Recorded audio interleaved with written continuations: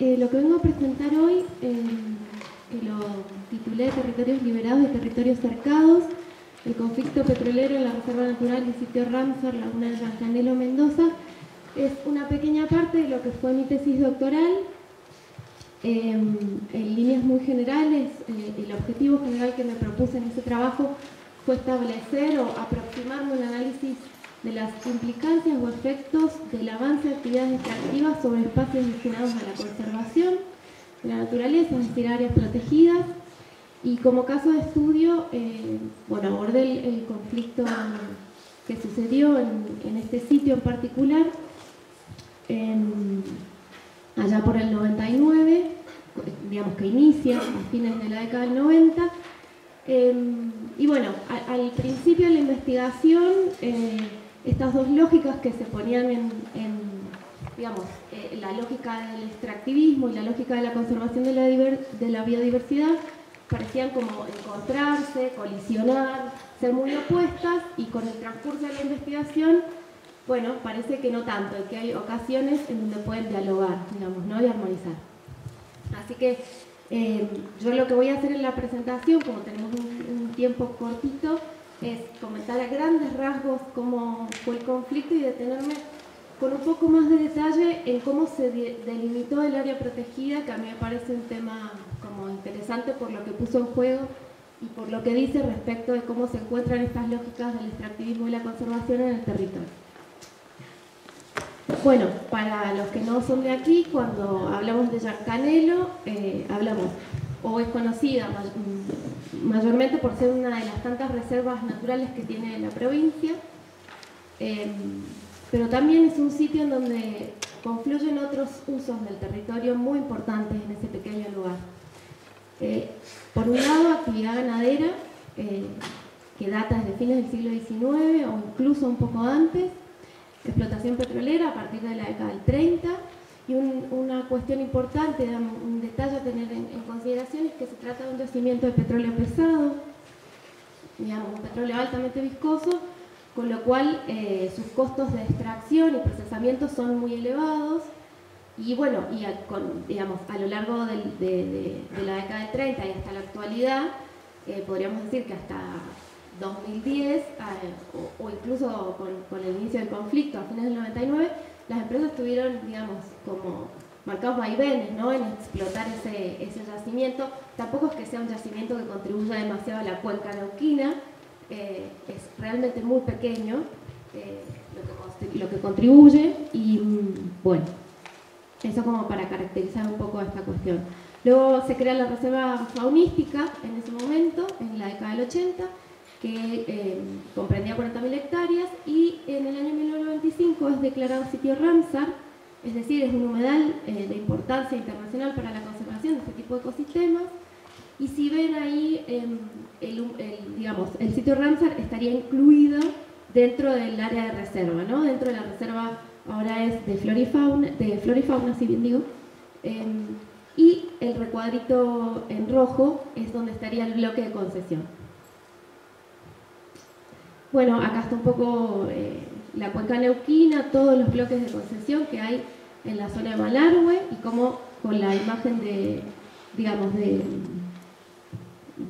al lado se puede ver cómo se superponen las áreas de explotación petrolera con las áreas de conservación de la biodiversidad, sobre todo con las dos más grandes que están en la zona de planicie, Yancanelo y Payunia, ¿no?, hacia el sur. Bueno, en un contexto muy general de lo que ocurría en ese momento, ¿no?, en cuanto a los hidrocarburos y a la política petrolera, y en cuanto a las políticas de conservación y de áreas protegidas. Sin lugar a dudas, en el año 1999, fines de la década del 90, Repsol se convierte en la principal compañía petrolera del país. Estamos en un momento de una férrea liberalización del mercado de hidrocarburos, que ha empezado en la década del 70, se ha profundizado en los 90 y ha dejado expuesta toda la crisis a partir de, va a empezar a dejar expuesta su crisis a partir de los años 2000. Llegamos entonces a este momento, después de largo tiempo, desde la década del 70 en adelante, con un fenómeno combinado de subexploración de pozos de sobreexplotación de lo ya producido y un descenso notorio de la producción de hidrocarburos en el país. Si pensamos, el pico de producción en Argentina es en el 98 y ahí comienza a descender.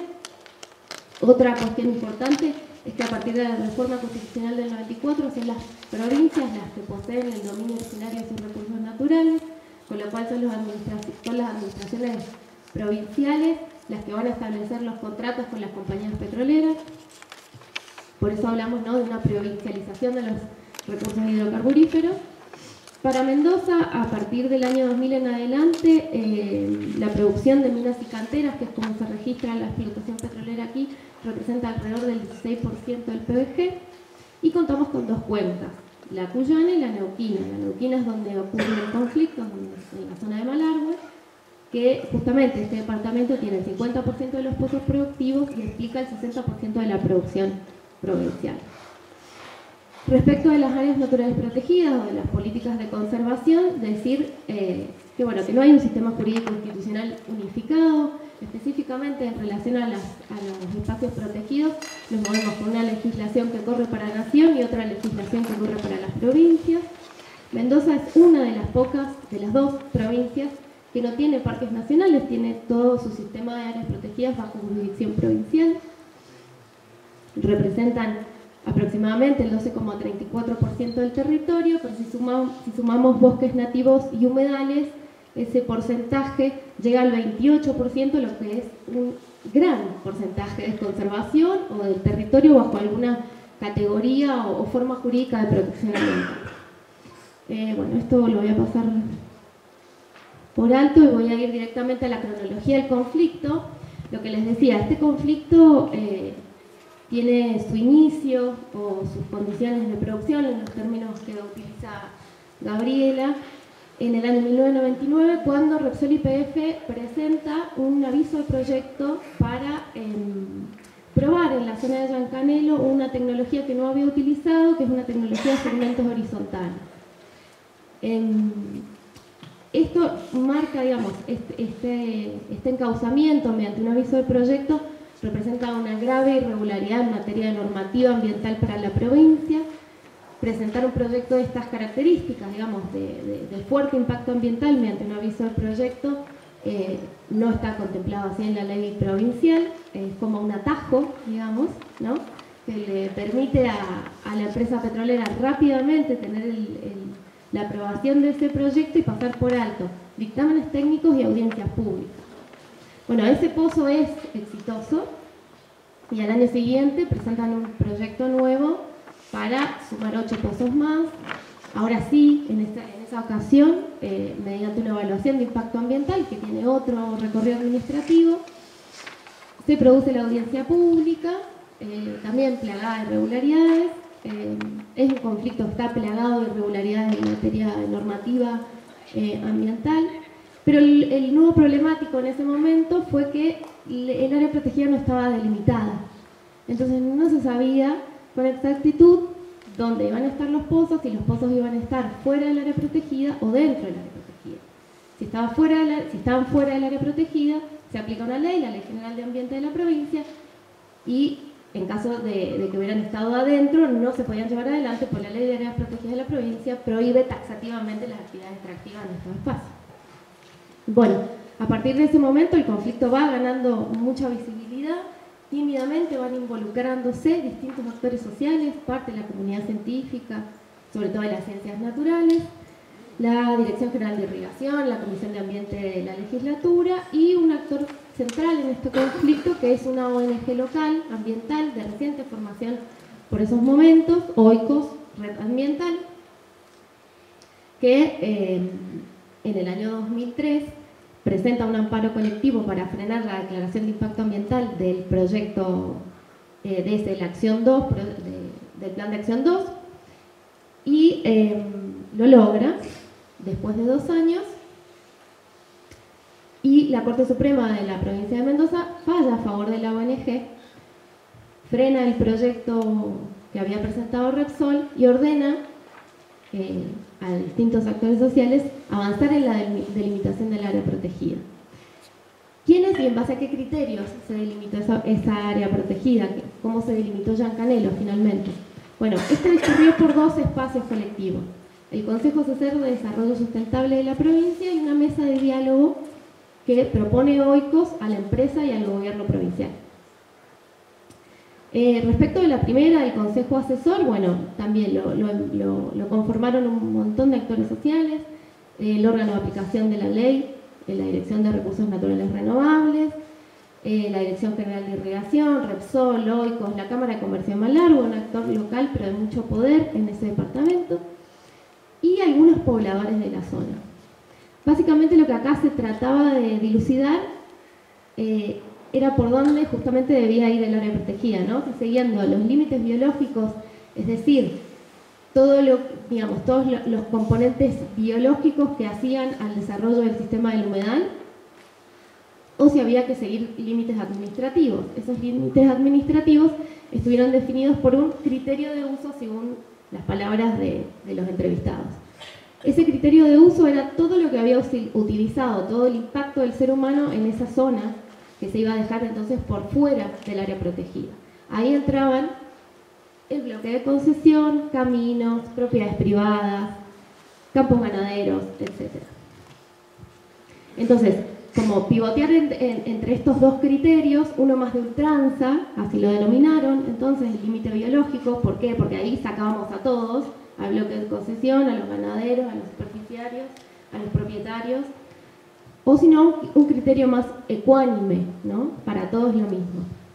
Sin embargo, este criterio de ecuanimidad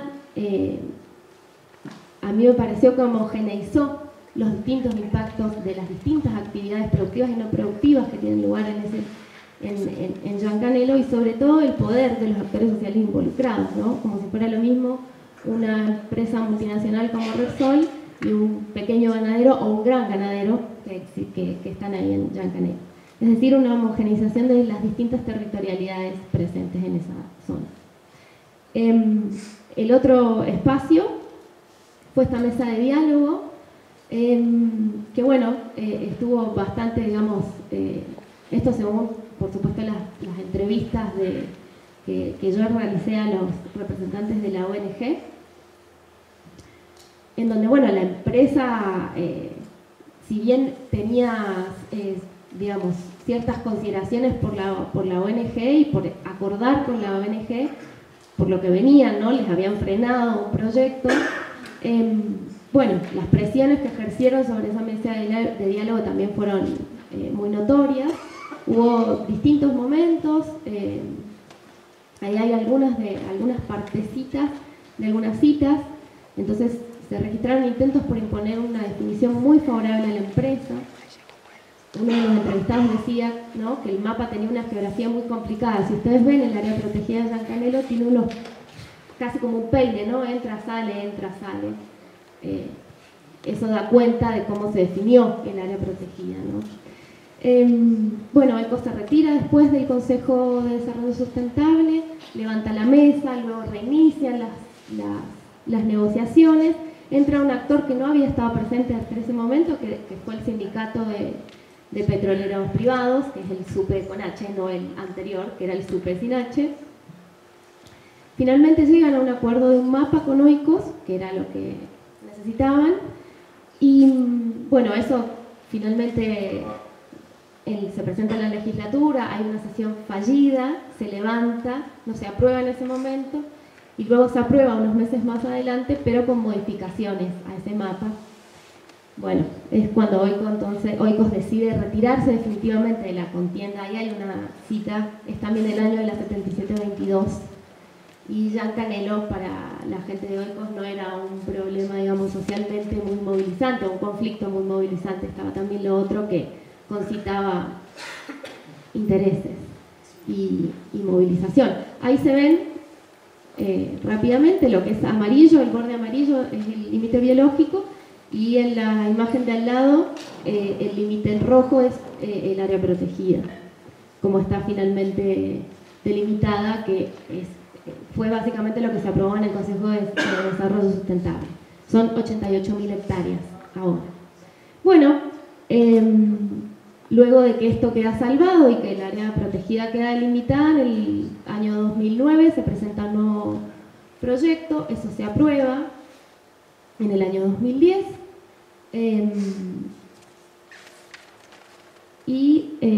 Bueno, ahí lo que ocurre es que hay como un amesetamiento del conflicto. Inmediatamente que sale la declaración de impacto ambiental de este proyecto, surge una denuncia de un propietario, de una persona que tiene su campo ahí, y denuncia que de uno de los pozos de agua que tiene en su campo sale petróleo. En síntesis, la definición del área protegida de Llancanelo supuso simultánea paradojalmente ampliar el espacio de conservación de la biodiversidad y permitir a la vez la explotación petrolera. Es decir, aquí dialogan, ¿no?, estas dos lógicas que en principio podríamos pensar antagónicas. Eso se hizo utilizando el criterio de ecuanimidad que homogeneizó diferenciales dotaciones de poder y usos del territorio y se encauzó mediante espacios deliberativos, colectivos o de diálogo, aún con fuertes presiones y aún con muchas tensiones. Y eso no hace más esto de encauzar, digamos, las deliberaciones en este tipo de espacios que en principio podrían, digamos, aparentar como una fachada de democráticos, ¿no?, de convocantes a todos los actores sociales involucrados, reafirma también un poco la condición subterránea del despojo y cómo el despojo se va haciendo como escurridizo cuando es encauzado por estos espacios y cuando se trata de cuestiones ambientales y de algo que no supone demasiados reparos como es establecer un área protegida. Con lo cual ese despojo no siempre asume fisonomías tan violentas, ¿no es cierto?, en relación a los debates actuales sobre extractivismo, despojo, acumulación por desposesión. En definitiva, entonces, el territorio conforma un mosaico de espacios liberados por el capital y cercados para aquellas lógicas o intereses opuestos. Básicamente.